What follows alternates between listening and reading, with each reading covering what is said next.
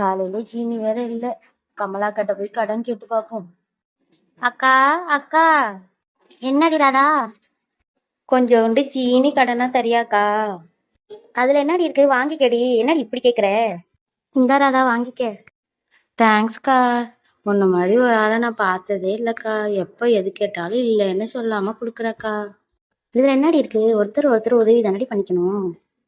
உன்னோட நல்ல மனசுக்காக நான் ஒன்று சொல்றேன்க்கா.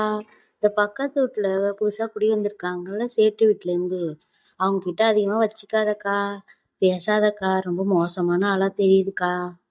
அவங்கள பார்த்தா அப்படி தெரியலையேடி, ரொம்ப நல்லவங்களா தானடி தெரியுறாங்க. உனக்கு எல்லாரும் நல்லவங்க தான்க்கா. நான் சொல்ல வேண்டியது சொல்லிட்டேன்க்கா. பார்த்து பத்திரமா இருந்துக்கக்கா. சரிக்கா, நான் வாரேன். அக்கா அக்கா, வாமாக்கா. என்ன ராதா? அக்கா, கொஞ்சோண்டு பருப்பு இருந்தா கடனா கொடுங்களேன். பருப்பு தானே, இந்த எடுத்துட்டு வர ராதா. இந்த ராதா வாங்கிக்க. தேங்க்ஸ் பாமாக்கா.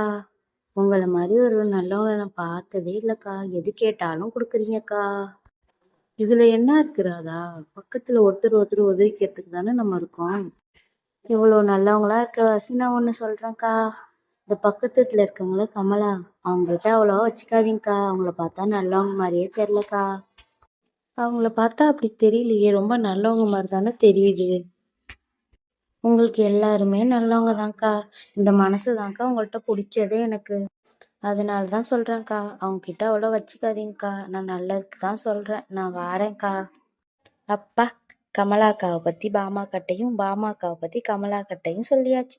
இனிமேல் நமக்கு வேண்டியதை எந்த பிரச்சனையும் இல்லாமல் வாங்கிக்கலாம். ஒருத்தர் ஒருத்தர் பேசிக்க மாட்டாங்க, நம்ம வாங்குறதையும் சொல்லிக்க மாட்டாங்க. இனிமேல் எந்த பிரச்சனையும் இல்லை. ரொம்ப சந்தோஷமா இருக்கு. நம்மளோட சுயநலத்துக்காக ஒருத்தர் ஒருத்தரை பற்றி குறை சொல்லக்கூடாது. இப்படி குறை சொல்லி நம்மளோட காரியத்தையும் சாதிச்சிக்க கூடாது. இது ஒரு தப்பான செயல். உண்மையை சொல்லி கேட்டாலே அவங்க கொடுத்துருப்பாங்க. இந்த கதை உங்களுக்கு பிடிச்சிருந்துச்சுன்னா சப்ஸ்கிரைப் பண்ணி சப்போர்ட் பண்ணுங்க ஃப்ரெண்ட்ஸ்.